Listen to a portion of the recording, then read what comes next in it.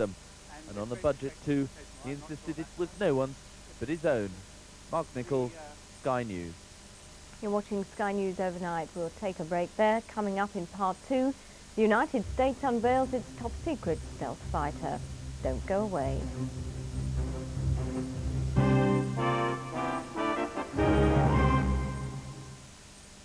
The best in journalism from around the world, from some of the best journalists in the world. Wow!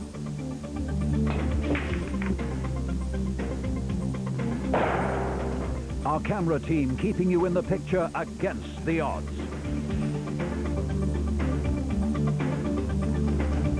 This is war. The truth is, this is total war. I mean, you want this through the middle of that camera? Get lost. What this man spends on gardens. Get out.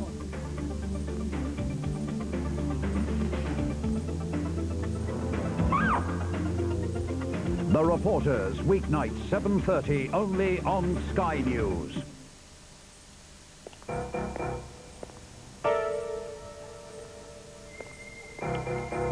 The game in the next 30 seconds is to guess which one of these houses have people at home and which ones don't.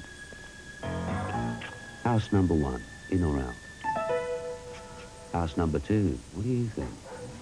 And what about number 3? Made up your mind yet? In fact, they're all empty. But if you were a burglar, which one would you think was your safest bet? If you want to keep them out, make them think you're in. Crime. Together, we'll crack it. Boxing is best on Eurosport. 3 times a week, we clamber into the ring for the best boxing there is. Every Monday night on Ringside Superbouts, we turn the clock back to enjoy the most unforgettable fights, the most historic encounters. On Wednesdays and Saturdays, we've World Championship boxing, tremendous title fights, hard-hitting action, bruising battles, brilliant boxing. And Eurosport will be traveling to Europe, the United States, and right around the world to bring the best and biggest title fights live. We don't pull our punches. Boxing is best on Eurosport.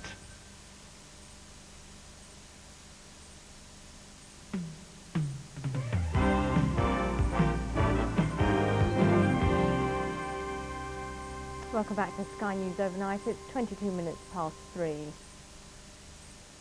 Defense cutbacks are in the air in Washington, and one of the first victims could be the B-2 stealth bomber. The Pentagon planned to buy 132 of the not-so-secret, top-secret bombers at a cost of $70 billion. With relations between the US and the Soviet Union on the up, production may now be cut back. Meanwhile, the stealth fighter, which uses the same radar-invisible technology as the stealth bomber, has been unveiled for the first time. The Pentagon has released a videotape of the fighter, which looks like a science fiction fantasy. The stealth fighter was one of the best-kept military secrets and most expensive weapons of the last decade. The Air Force ordered 59 of the bat-shaped aircraft in the early 80s. They were kept in hangars at a secluded base in the Nevada desert and, until last year, flown only at night. The aircraft, the slowest, most costly fighter in the Air Force, is made mostly of non-metal composite materials, allowing it to slip past enemy radar. But only 2 have been used in combat, in Panama, to drop 2 bombs that any less exotic aircraft could have dropped. It tells us that stealth can be developed, can be used on an operational aircraft, is a successful technology, that it works. But defense economists are not sure what the taxpayers have bought for the total price of $6.5 billion, which includes research and development. Clearly, we're getting a tactical bomber, an airplane that is able to elude radar, fly in very low, hit a target with some precision with a bomb. What is not clear is whether we're getting a plane that can defend itself if it's detected by another fighter. The Air Force hopes the fighter, which is paid for, will impress enough people to win funding for this B-2 stealth bomber still in testing. One Air Force official complained that the proposed stealth bomber, which will cost $500 million each, could not be kept secret as long as the stealth fighter. Congress is in shock over the bomber's price tag and may scrap the program. There's been a strong earthquake in Nicaragua, measuring 6.5 on the Richter scale. The quake struck off the coast of neighbouring Costa Rica late last night. There's been no report so far of death or injury, but an earthquake of more than 6 can cause severe damage. In South Africa, Nelson Mandela has welcomed President F.W. de Klerk's decision to send in the troops to pacify the black townships. But Mr. Mandela has demanded that black leaders be consulted by the government. He said a unilateral action without consultation is bound to be ineffective. Nelson Mandela was left upset and dismayed as he toured the charred remains of homes which have borne the brunt of the violence in Natal. He offered sympathy and consolation to the victims of the 3-year-old power struggle between the United Democratic Front, which is allied to Nelson Mandela's own ANC, and Inkatha, the movement led by Zulu chief Buthelezi. The scale of the violence was all too evident. A body left in the debris after a home was petrol bombed. A witness said others from the house fled in panic. A shell apparently used in the attack. Mandela's presence sparked differing reactions. His supporters shouted and cheered. He told them, "We are not fighting in Inkatha, we are fighting against repression." Elsewhere, his motorcade was apparently met with stone-throwing youths, though none got close to his car. At a press conference after his tour, Mandela said he was alarmed at the extent of the damage and the death, but impressed by the high morale of the people. Troops patrolled some of the worst-hit townships, but the police reinforcements ordered by President de Klerk were yet to arrive. For their part, the authorities said the townships were tense, but under control. Adam Harding, Sky News. A bomb which exploded near a Hindu religious procession in northern India has killed at least 31 people and injured 50 others. Around 14,000 people were taking part in the procession when the bomb exploded in the town of Batala in Punjab. Police suspect Sikhs fighting for a separate homeland were responsible for the bombing, which immediately sparked off fierce clashes between Hindus and Sikhs. The curfew has been imposed by authorities. More than 670 people have been killed in separatist campaigns this year. Look at the sport now, and the West Indies have beaten England in the 5th and final one-day international in Barbados. After a thrilling match shortened by rain, the Windies got home in the last over. The final score then, England 214 for 3 after 38 overs, the West Indies 217 for 6. 5,000 British fans greeted England's openers, David Smith, thrown in at the deep end after just 48 hours in the Caribbean. He soon discovered what batting here is all about. A vicious Moseley bouncer hitting him plumb on the helmet. And after 65 uncertain minutes, he played all round a straight one and lost his off stump. To make matters worse, X-rays later revealed he's badly bruised his left hand. But Robin Smith was in no mood to be intimidated. Courtney Walsh, the victim here. Walsh has come back, had his problems. He did have some luck though. Richardson held the catch at deep point, but the umpire had signalled no ball. But it's a no ball. Wayne Larkins made 34 before a combination of the ball and his body saw England 2 down for 98. Larkins goes with a Yorker. But skipper Alan Lamb was in a hurry, playing shots from the moment he arrived at the crease. Ian Smith added 63 before Curtly Ambrose reacted brilliantly to throw down the stumps and send Smith back for 69.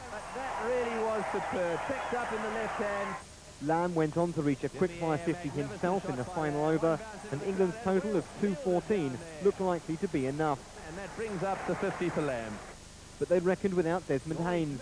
This towering 6 off the Freitas came in only the second over. Well, on the roof at square leg. Small did account for Greenwich, but the Windies didn't slow up. Richie Richardson finding Lewis meat and drink on the easy-paced pitch. Well, they're really throwing their backs here now. Eddie Hemmings came on and immediately got rid of Haynes. Nasser Hussain taking the catch. Richardson was the man they wanted though, but he was scoring at will as England's bowlers began to tire. Carlisle Best joined in by flicking De Freitas over backward square for 6. His 51 came in just 43 balls. That's a big 6. Small finally ended Richardson's stay, but by then he'd made 80 and the match was almost over. It was left to Jeff Dujon to hit the winning runs. West Indies victors by 4 wickets with 3 balls to spare and in irresistible form on the eve of the crucial 4th test. Trevor Harris, Sky News. Well, you certainly won't be bowled over by this weather. It was a cold day across the country yesterday with snow showers as far south as central England. This cold and showery trend will continue today. The scene from the satellite shows bands of cloud spreading south across the country, giving sleet or snow in places. That snow already falling in Manchester. A thicker area of cloud can be seen moving down from the North Sea, giving some spells of snow along the east coast. In summary then, another cold, bright day with wintry showers, most frequent in the north and east. That's it from me. As for the moment, back again at the top of the hour. Next on Sky, Frank Boss from the FBI. Stay with us.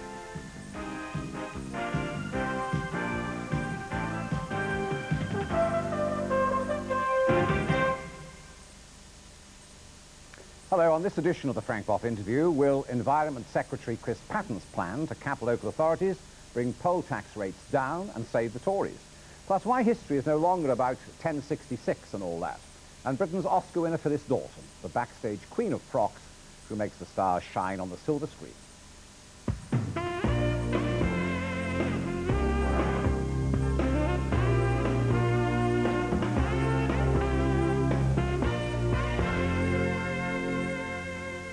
Well, we're beginning this edition of the programme with the government's latest moves to keep the burden of poll tax down.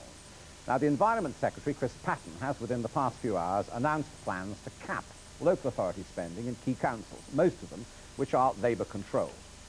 Well, so as the government strives to make its community charge stick, we're asking whether the latest move will hit local services or whether the Tories are right when they accuse high-spending councils of inflating their budgets while palming off the blame for high poll tax charges onto the government. Quentin Marshall, the leader of Greenwich Council, where the community charge is £408, are you one of those boroughs? Yes, we've been asked to find £10 million cuts by this government. And what does that mean in terms of percentage of your budget? About 5%. And what are you going to cut? How are you going to? Well, first of all, we're not going to cut. We're going to look at the evidence that we've already given to the government, because we argue that their standard spending assessments, their government grant, is not adequate for our needs. We're going to look again at that, and we're going to appeal against their decision, as we're allowed under law, in the next 28 days, and ask the government to reconsider. It's quite clear there is lots of evidence that we are not given enough grants. So in other words, you're going to try and legal your way out of it, are you? It's not legal. It's allowed in the law that we're allowed to appeal against the decision, ask him to change his mind, looking at the evidence we give. Why is your community charge so high at £408? Well, it's only high if you want to have no services at all. It need not be at 408 if we had the same sort of grants, same percentage of grant that the Borough of Wandsworth, for instance, is given. If we had that sort of grant, we would only have a poll tax of 199. Well, the Borough of Wandsworth is represented here by the leader of the council, Sir Paul Beresford. Yours is 148. Everybody knows that. It's the lowest in the country. Why is yours so low and his is so high?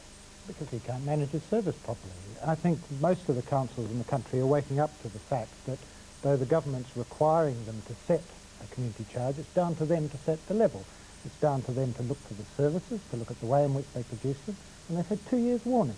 They've had more than enough time to look at better ways of producing the services and better ways of producing an increased level of services for less. Perhaps you're giving fewer services in your borough than he is in his, which is why his is more expensive. Well, in fact, that's not correct. It's the other way round. And if I compare, to compare directly like with like, is to compare the Labour Party days in Wandsworth with the Conservatives now. We've managed to reduce the number of people on our housing waiting list. The numbers of people in our bed and breakfast will, by the end of this month, be down to 100. Where are they all, by the way? Where are they all? They're all housed. We've housed them, and we've used capital receipts, etc., that we've been able to achieve by using the guidelines that the government has produced over the years, but they've been resisted in Labour areas. We've used competitive tendering, and we've managed, by using competitive tendering, whether the service is in-house or outside, to produce better services for less. You're just a bad organiser. You're bad business people in Greenwich. Quite the opposite. Using the topics that Sir Paul just talked about, we have no people in bed and breakfast. So we're actually more efficient than his authorities on that. Secondly, we've just inherited education, like Wandsworth has. We have the largest school-age population. We're going to be the largest in a London education But clearly authority. you are spending more money on these services than they are. Is that correct? I mean, not necessarily on education. To be fair to him, as we are, he's inheriting education at a level that the inner London authority, education authority, left. So that we're on similar grounds there. Yes. But if you actually compare the services pre-education coming across, then there is a difference. But if I were a burgher of Greenwich now listening to you, I'd say, well, why can't you do it like him?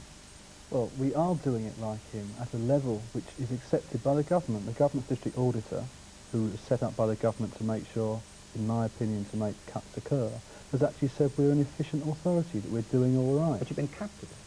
Exactly. You've been asked to lose 10 million quid. Because the government, in the way they've operated this capping system, has shown clearly biased. Of the 20 authorities that are capped, they are all Labour authorities. It is clear that the government has had to do a face-saving exercise because of their attempts at persuading authorities to cut spending. Conservative boroughs and authorities, as well as Labour boroughs and authorities, have spent more money than the government said. What about this charge that many councils, including the Labour ones particularly, have hiked up their budget? 16% more budgeted for this year than last. So therefore, poll taxpayers are in fact paying 30% more than the old rate. We've made nearly 7 So all these million government pounds charges are all lies, are they? The government, like all people who are in difficulties, are trying to find ways out of their problems. When they first brought in the poll tax, they went on about the accountability issue, that like rates, people would vote in the elections on the poll tax figure. In the last few months, they discovered that Conservative authorities, unlike Wandsworth, who does everything the government says, it seems, that the Conservative authorities who wanted to give a good service, a good delivery to their citizens, could not keep down to the levels the government was saying. So in other words, you you have changed their own system and go against the things they've said. You haven't upped your budget by 16% Not, this year. not at all. Well, what do you make of that? I mean, that's been a common charge by the Conservatives against Labour-controlled councils. I think it's quite patently obvious that we've got a game of politics here, and if you actually look at the methods and the techniques that the government has put through in recent years, it's been to try and concentrate the minds of local politicians on producing the job, producing the services, and producing the value for money prices, compulsory competitive tenders. They brought in targeting, and it was shrugged off by the Labour Party predominantly. They brought in rate capping, and there were riots in the streets like we had the other day. The point is that they're trying to score points for Mr. Kinnock, whereas what they really ought to be doing, in my opinion, is knuckling down and getting on with the job. When you look at Wandsworth, do you see the money spent better, or do you see fewer services? I mean, is it a bad comparison between the pair of you? It's a very bad comparison, because we are trying to deliver what the people in the borough want and have shown. But they're perfectly happy with what they're getting in Wandsworth. They're not screaming blue murder, are they, in Wandsworth, saying we want this, we want more libraries, we want more education, we want more social services? Better than that. They've sent us back to do it again and again, 3 times in a row, and next month, they'll do the same. So I come back to the question, why the difference? The difference is because the government has given extremely good grant support to Wandsworth. What, more to you than to you? No, and if you look to the question about the Have you not had any overspending grants? We did, but not enough, according to even the government. Not as much as Wandsworth? As I said earlier on, if we had had the same grant allotment as Wandsworth, we would only have had a poll tax figure of 199. Support. The difference is that you've got very much more grant in toto per head of population than Wandsworth. And that's why we get a low amount of grant. We also have a growing population. Sorry, you've missed in a place called Thamesmead where lots more people live than before. The government themselves recognise that we are not treated properly. The government, because of their the total level grant given to you through the government is very much greater than that of Wandsworth. We get the second lowest in inner London. The second lowest. Every single Labour authority, bar one, gets more, considerably more. My neighbour Lambeth, which is very much the same, gets £324 per adult next year, more than Wandsworth. Can I ask you, if you in the end have to shave off this 10%, no, it's 5%, something like that. 4.5%. 10 million. 10 million pounds.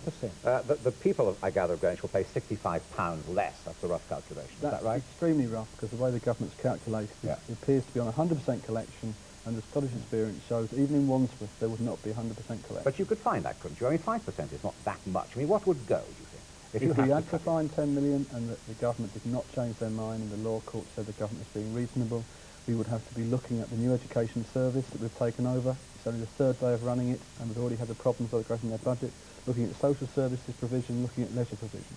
Can I ask you, this was supposed to be a very simple piece of legislation, the poll tax community charge. It's now become amazingly difficult. And isn't it part of the fact that you're in deep trouble as a party, and you've got to kind of legal your way out of this? You've got to grade it, you've got to give money back and so on. No, I think the difficulty is that it's going to take time for it to settle down. It's going to take time for people to understand that Mrs. Thatcher's government require the councils to set the community charge. But it's the level that's set by those councils that's taking the sting at the moment. But it was to have been very simple, People- and it's not. I know. The other difficulty is that the rate system is so darn complicated that nobody could understand it. This is simpler than the rate system, and it's the little knowledge is a dangerous thing. Can I ask you finally, very briefly, I mean, do you think there'll come a day when we'll all settle down with a poll tax and everybody will be reasonably happy that they've got to contribute? Not at all. When the Labour government is elected, at the next election, the poll tax will go away. And it's clear from the way the government operates now, they know that it's an imperfect system. They're trying to cut expenditure, and they know that they have no regard for ordinary people. Gentlemen, I have to stop there. Thank you so much for calling back today. Thank you. We'll take an ad break now. We'll be back on the programme with the latest row over how Britain's children should be taught.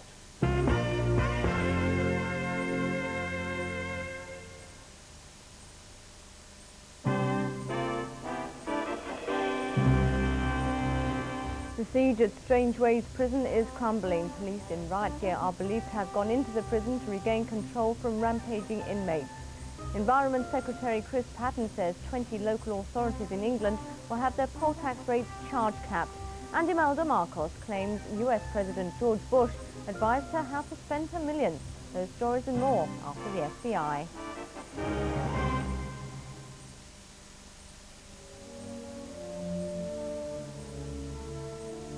However unpredictable,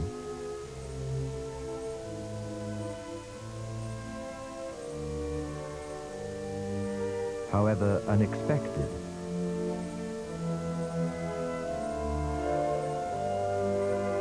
however unlikely, however would you know without Sky?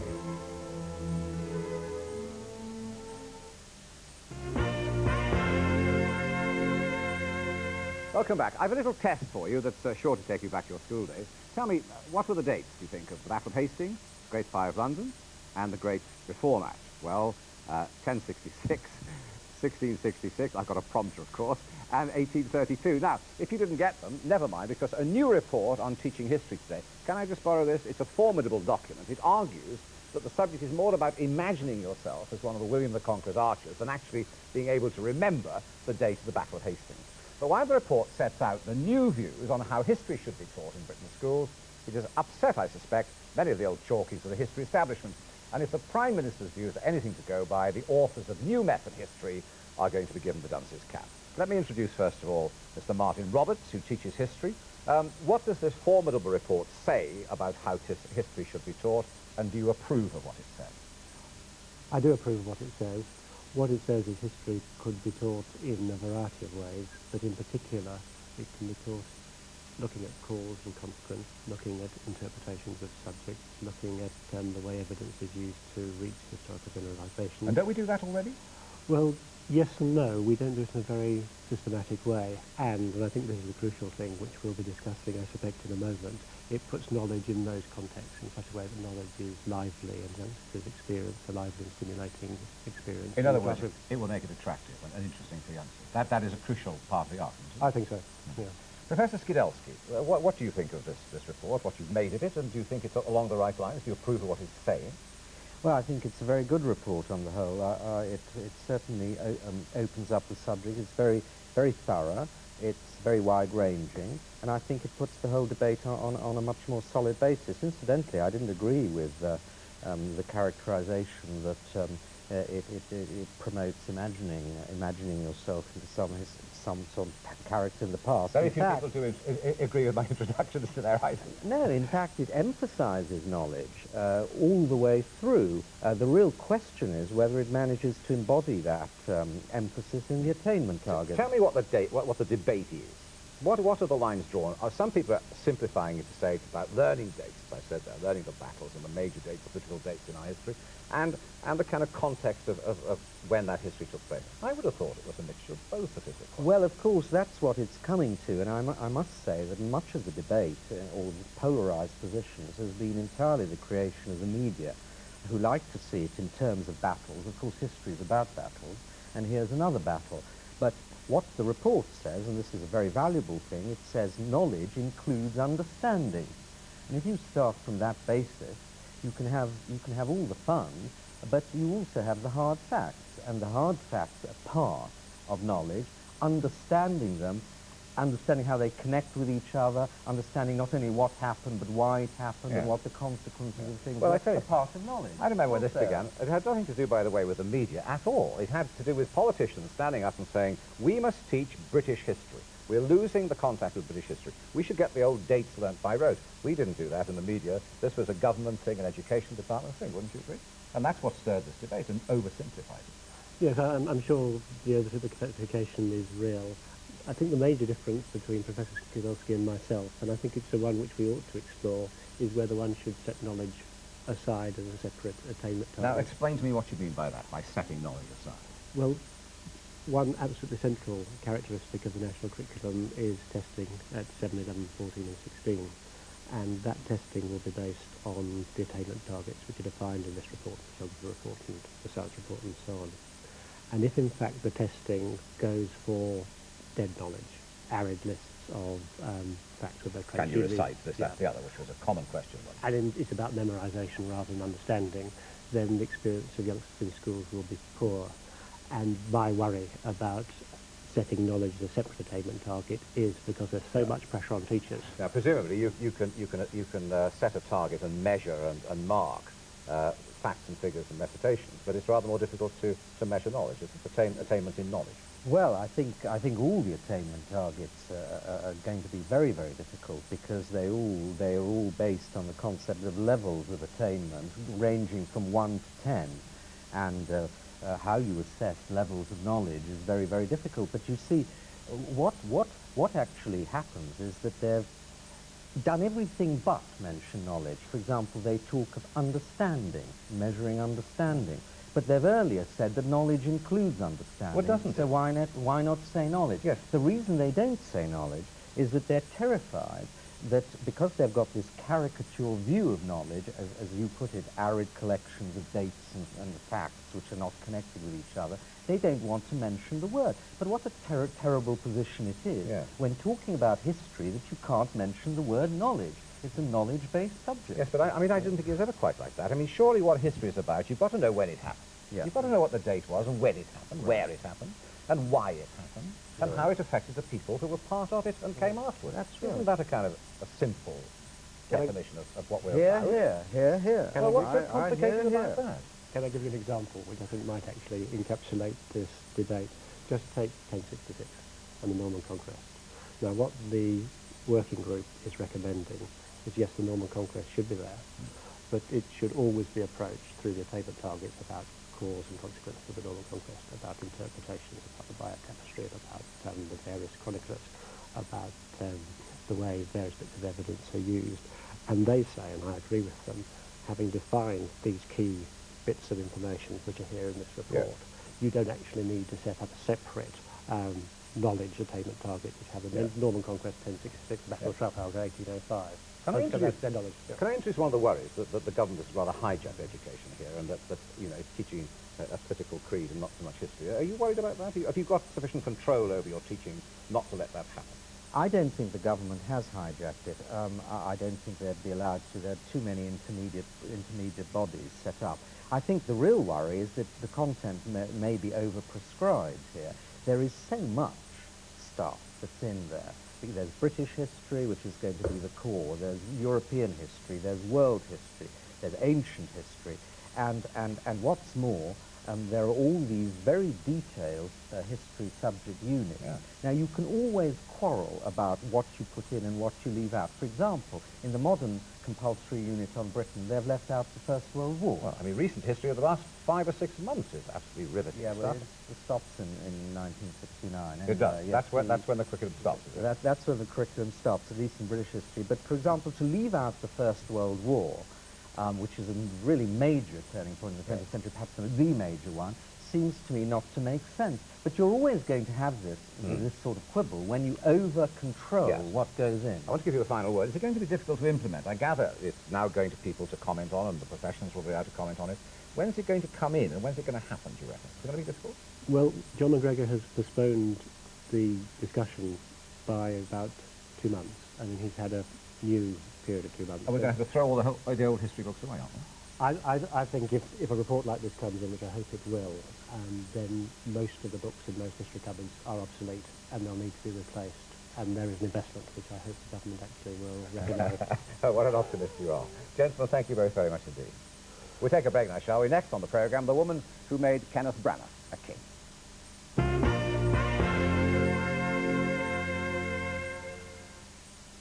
Weekday mornings on Sky News, the International Business Report puts you in the picture regarding the state of the markets around the world. With reports from London, Zurich and New York, and a live link with Reuters Financial Newsroom in Tokyo, the International Business Report brings a truly global view on world financial news. Presented by Penny Smith and Sky City editor Michael Wilson at 5, 6 and 11 every weekday morning. Stay ahead in tomorrow's business world. Sky's International Business Report, every weekday morning, only on Sky News. Last dance, everybody.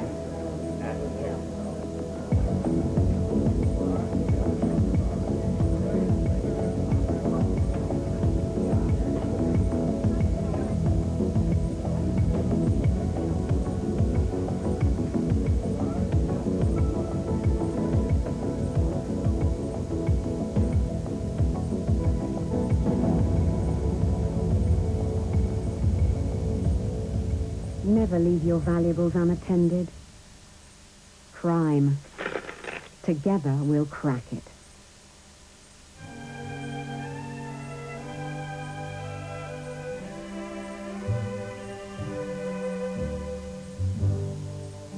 Georgia, Georgia, the whole day through. Just an old sweet song keeps Georgia on my mind. Georgia on my mind. I said, Georgia, Georgia, a song of you. Comes as sweet and clear as moonlight through the pine. That picture says it all.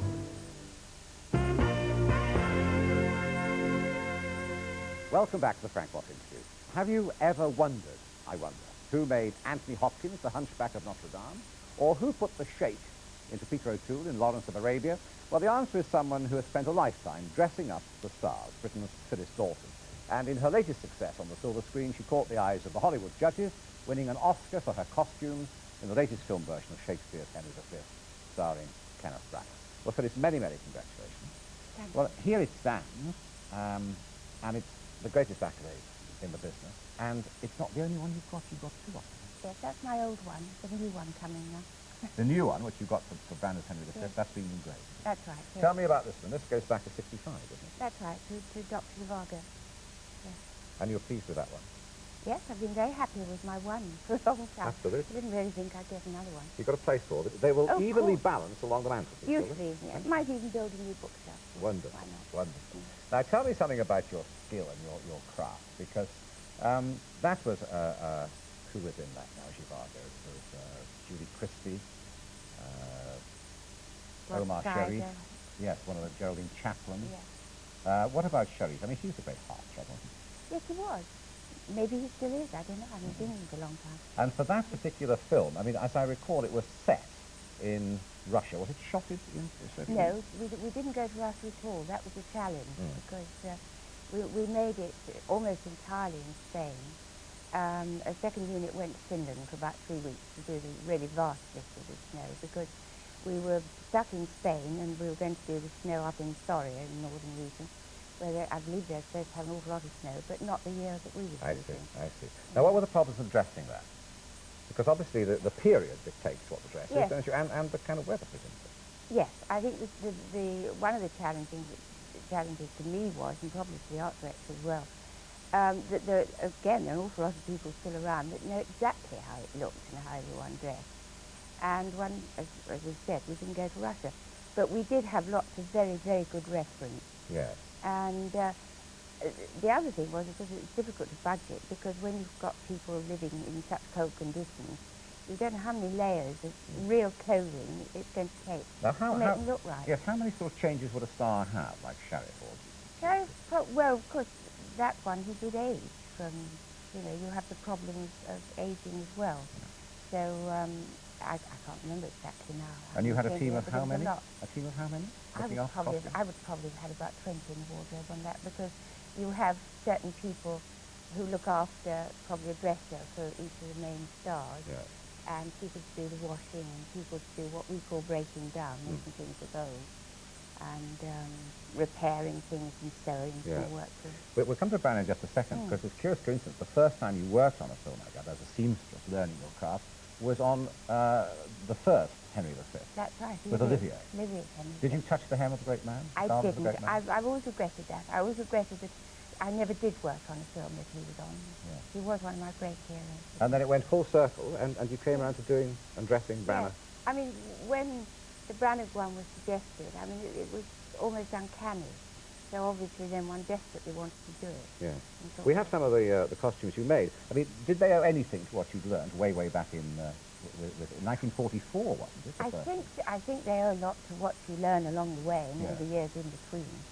These are all very accurate representations of the costumes today, are they? Yes, but Branagh didn't want it to be over pedantic and over heraldic, and he didn't want it to look jolly. He wanted it all rather sort of low key. Yeah. So they're as real looking as one can make them. We did have a problem because with the battle, which we did in the field opposite Sefton Studios, rather limited space. It's amazing when you discover where these things were shot, isn't it? And yes, limited number of horses. Couldn't afford any more. On a shoestring. On a shoestring. And it won the great prize. Yeah. But when you've got people being uncomfortable and wet all day, the one thing you really got to do is keep their feet dry. Yeah. People put up with a lot because they've got sopping wet. Not just wet feet, but boots that fall apart. And they howl for Phyllis when this was happening, do they? Oh, yeah, howl like mad, feel blood. So we bought a lot of those people welly boots down Hackney Way. Is he a nice and chap? Covered them. Branagh? I think he's super, yeah. I mean, he's not just a trapper, he's just a very intelligent person. I don't think he'd have got that film off the ground.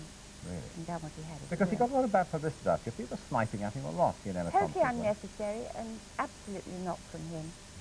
He's smashing to work with. You're very loyal, aren't you? No, I'm not making it up. I think if you ask anyone that worked on that film, it was a great experience. Everyone's just waiting for another one. Can I ask you about some of the nightmares? I mean, when have things gone dramatically wrong? Because, you're traveling, you've got heavy materials, you've got heavy frocks and costume and so on, and you're living in inhospitable climates. I can tell you one of my ambitions in life is to travel somewhere with just a handbag. Really? And not trailing wardrobe boxes or leftover wardrobes and things like that. So getting it through customs is another great problem. Oh, yes. You learn to put on a very pro face and just walk through. Lawrence of Arabia has made a great comeback because they've discovered a lot more stuff that was shot for it. Did you dress that? Yes, I did. We dressed every last Arab on that.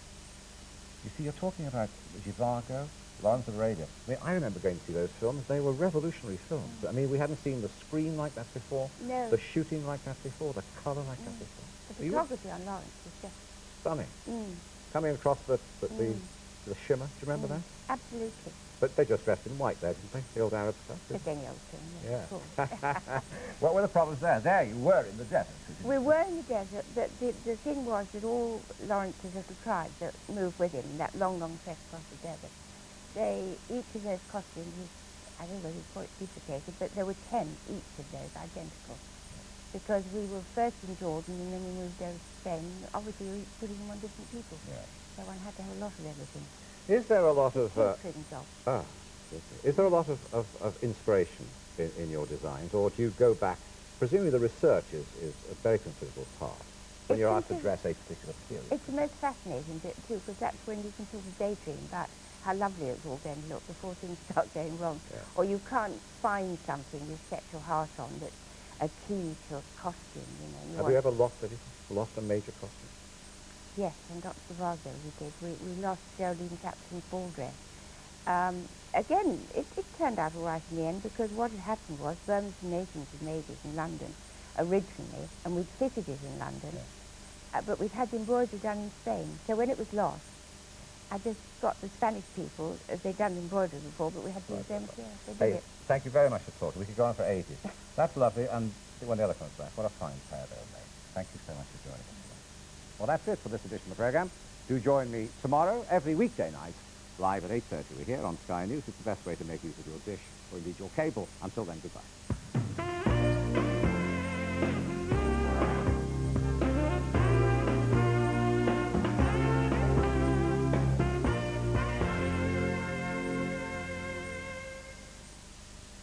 Where can you see the news?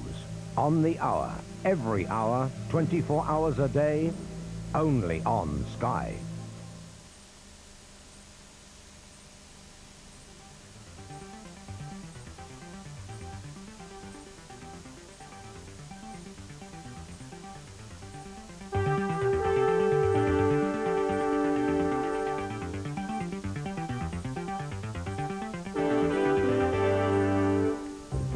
A stalemate at Strangeways Prison. Roads around the jail are sealed off. An alleged sex offender, the first prisoner, confirmed dead.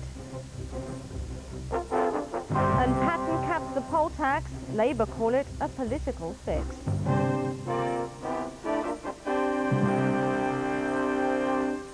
Good morning. You're watching Sky News Overnight on Wednesday, 4th of April. I'm Lindsay Brancher. The Strangeways prison riot, and in the last couple of hours the streets around the prison have been sealed off and an uneasy silence has descended on the scene. Police cars and motorbike outriders have escorted a large blue van around the back of the prison. Earlier, a police Range Rover was seen escorting a prison van away from the jail. A number of prison officers carrying riot shields have been seen near the jail walls, but so far there's been no news of further surrenders.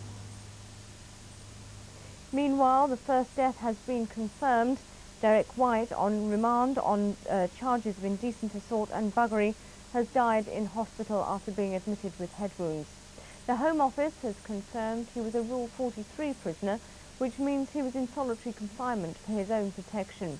White, who was 46, was first remanded a month ago. 39 hardcore prisoners remain in control of A and B wings. Earlier, prison officers recaptured C and D wings, and E wing was retaken after a pitched battle lasting 2 hours.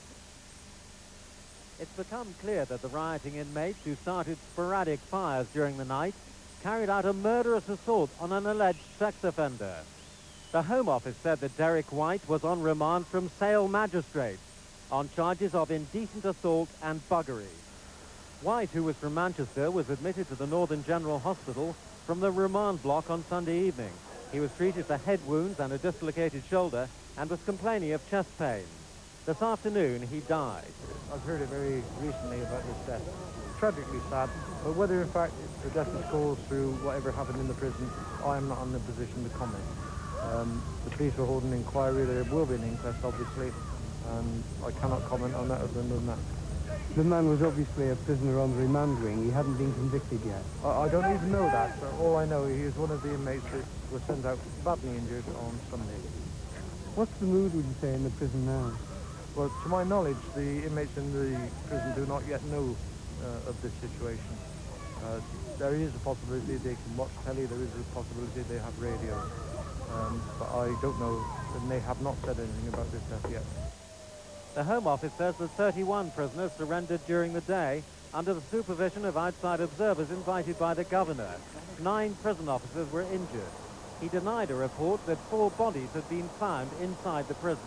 We have not found any bodies in the prison so far, although we've not gained full access to the remaining areas of the prison. There are growing reports, including one on the BBC tonight, from the father of a prisoner who says his son saw 4 men hung in the prison on Sunday. We cannot confirm. We have not got access to those parts of the prison. The situation remains as before in that respect. Can you comment on the fires that have been seen? There have been occasional small fires, but they have been, for the most part, under control. But tonight an ambulance had pulled up to the main gate of the prison and more officers in riot gear prepared to go into action. As inmates continue to surrender and the authorities gradually regain control of the prison, the hardcore remaining are resorting to desperate tactics. Phil Spencer, Sky News. 20 local authorities in England are to have their poll tax rates charge capped by the government. Opposition MPs reacted angrily to the list of local authorities that the Environment Secretary Chris Patten says will now be compelled to lower their rates. 18 of the 20 are Labour-controlled and the other 2 have no party in clear control. 8 of the authorities are in London. Savings for those paying the community charge in these authorities will be between £30 and £99. In the other 12 authorities in England, people will save between £26 and £59 once the charges are capped. Mr Patten said the decision will benefit 4 million people. Labour described the list as a political fix. Practically all the councils Mr Patten is capping are Labour-controlled. Not very surprising. Though he got a derisive Labour reception for his claim that with overall local government spending 30% above last year, he simply chose the top 20 most deplorable high spenders, those who exceeded his spending assessment per head by at least £75 and 12%. It is deplorable that local authorities have chosen to budget at these levels, putting an unacceptable burden on local people. There is no justification for the level of charges which many authorities have in practice set. The Environment Secretary's decision should slash at least £27 off 4 million charge payers' bills. But by not disciplining conservative high spenders, Labour allege the list of targets is a cynical political fix. A rigged list drawn up in a cynical and desperate last throw to salvage something from the wreckage. Does he not reveal just how disreputable are the government's current aims? They've given up trying to make the poll tax work. They've given up trying to help the oppressed poll tax payers. Their sole and squalid aim now is to shift the blame for the whole poll tax fiasco for which they alone are responsible. Some Tory MPs are complaining that their local councils haven't been singled out for the cap. But the affected councils do seem fairly clearly targeted. They include some of those which saw the largest anti-poll tax demonstrations, such as Labour Lambeth, which is set to become the 21st cap victim when it finally fixes its budget. Mr Patten has given the councils 28 days to appeal or comply, so capping is now bound to dominate the campaign for the local government elections, which take place at the beginning of May. Adam Bolton, Sky News. Protests continued as the government announced its list of Labour councils singled out for capping.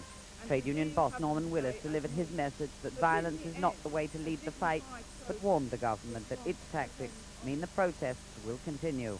If the government thinks the issue of the poll tax will drop out of sight before the next election, they must think again. And there are Tory MPs with big poll tax bills from Conservative town halls in their areas who feel let down by the government. Well, it confuses it. I think we have pretty inadequate legislation that Chris Patten's tried to make the best of, but very high-spending authorities such as mine in Leeds are exempt from the sort of, capping treatment which he's dished out to others. But for others whose Labour councils have been capped, it comes as a political boost. Because it's really been outrageous the way the Hammersmith Council has been pushing up expenditure. You know, they've increased expenditure by 80% in the last 4 years, even before taking on education. 1,000 more staff at the town hall. You know, people are realising they have to pay for that. Labour members, though, are affronted by what they see as blatant political manipulation. Well, they've managed to get a formula that only gets Labour authorities, 20 Labour authorities. It was a blatant fix. It was one of the most cynical exercises that I've ever seen in the House of Commons. And that's saying something, because I've seen an awful lot of those since 1983. I didn't look at the political complexion, of course I didn't. I looked at whether councils were spending excessively. And as the Secretary of State said today, you have to get down to about the 60th in the list to find a Conservative council. We have decided to propose caps for 20. And it is a fact that if you have a Conservative council, you get better value for money, you get better services. And it was to force home the message that it's Labour authorities who are to blame for high charges that the government's list looks the way it does. But there's still a risk that it may not have the desired political effect. Judith Dawson, Sky News. 4 people were arrested last night during violence at an anti-poll tax rally in Glastonbury in Somerset. Police say they were arrested for public order offences before a town council meeting. Extra police were brought in from nearby towns. The Soviet Foreign Minister Eduard Shevardnadze has told American leaders that Moscow wants honest dialogue with the rebel Republic of Lithuania. As he arrived for talks with his American counterpart, James Baker, Mr. Shevardnadze told reporters, "Our main weapon is honest dialogue." The Soviets have now closed Lithuania's border with Poland, the only one not attached to the USSR. A delegation from the rebel republic, which wants to break links with the Kremlin, has arrived in Moscow for talks on the issue, just as one chamber of the Soviet parliament passed a law allowing a veto on any move to independence. The Soviet propaganda machine is working overtime in Lithuania. A Soviet army helicopter dropped leaflets denouncing the republic's President Landsbergis, but the public are not persuaded. Soviet soldiers are still guarding the prosecutor's office they took over last Friday, but defiant protesters still managed to break in to demonstrate against its occupation. The republic's pro-independence paper has also been taken over by troops. But the paper was on sale tonight after being secretly printed in a neighbouring republic. Earlier, a delegation of Lithuanian leaders arrived in Moscow, their mission, peace talks. They went on to have their first direct contact with Soviet officials, seen by the Republic as an encouraging step forward. Their meeting coincided with a debate in the Soviet Parliament about secession from Moscow. After a heated debate, the Parliament voted through the first stage, with certain riders. It still has power of veto over any move to independence. The chairman of the Supreme Soviet says he wants a compromise, but despite the conciliatory tone, the Soviets closed Lithuania's border with Poland this afternoon. It's the only crossing that doesn't adjoin Soviet territory. A second republic, Estonia, this evening called on the Kremlin to end its military pressure on Lithuania immediately and recognize its independence. Estonia also wants to break links with Moscow, but only on a step-by-step basis. The Soviet Foreign Minister Eduard Shevardnadze is in Washington to prepare for a superpower summit in June, but he can't escape the issue of Lithuania. When questioned, he said Moscow wanted an honest dialogue with the Republic. No doubt the subject will be raised again when he meets President Bush on Friday. Alex Crawford, Sky News.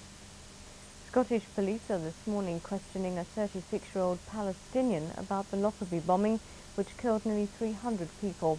Abu Talib, who was jailed for life in December for bombings in Denmark and the Netherlands, is refusing to cooperate.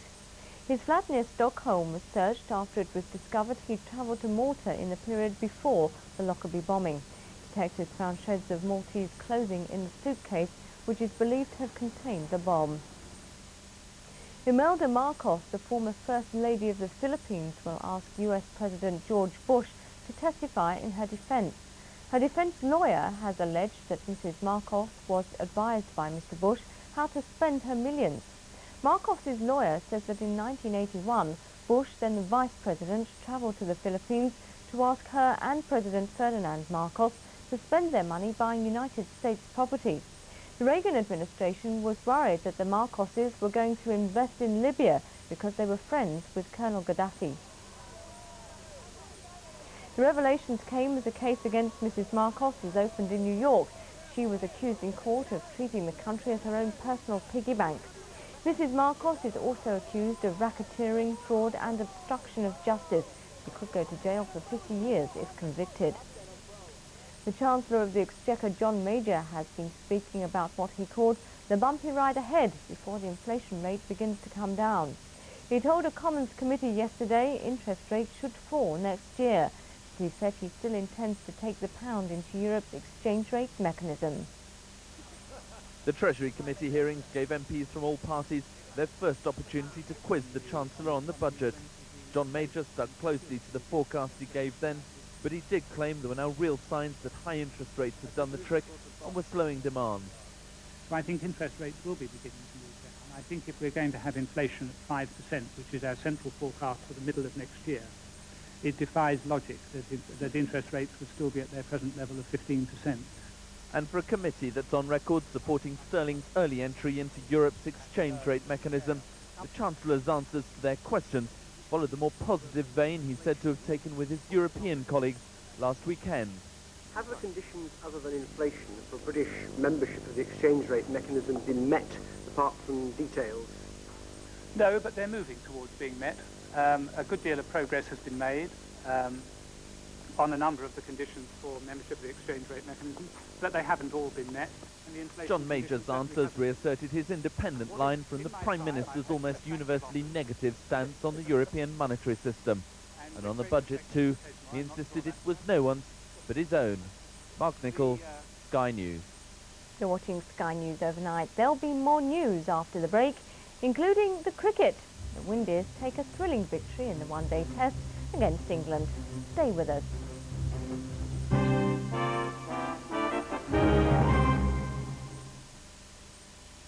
Weekday mornings on Sky News, the International Business Report puts you in the picture regarding the state of the markets around the world.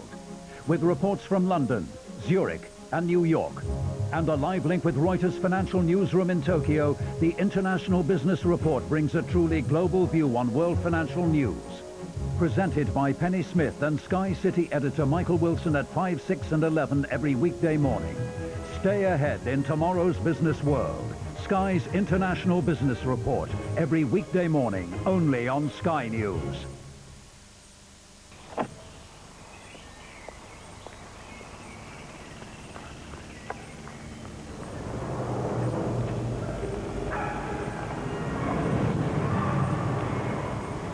If you're parking in daylight, but are coming back for your car at night, how will things look in the dark? Don't make it easy for the car thief. Park safe in the light. Crime. Together we'll crack it. And now for something completely different. Ho! Who goes there? It's the outrageous Monty Python gang. Pull the other one. It is. And they're on a very special quest. We're looking for the Holy Grail. But first, they must fight a savage duel. You've got no arms left. Yes, I have. Look! Just a flesh wound. Tackle bad-tempered foreigners. Your mother was a hamster, and your father smelt of elderberries. And pass the most difficult test of all. You must cut down the mightiest tree in the forest with a herring. For the very first time on British television.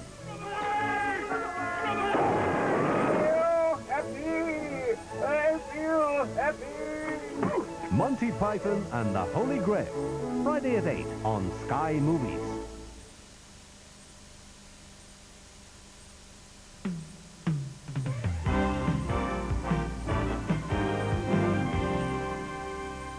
Welcome back. It's 17 minutes past 4 here on Sky News Overnight. Schools across the country faced disruption today because of a one-day strike called by the second largest teachers' union, the National Union of Schoolmasters, Union of Women Teachers. But there's some doubt about how many of the union's 118,000 members will take part in the action, called in protest at a government pay offer. It's the first national teacher strike for 3 years. Leaders of the 118,000-strong NASUWT claim schools could close in areas where there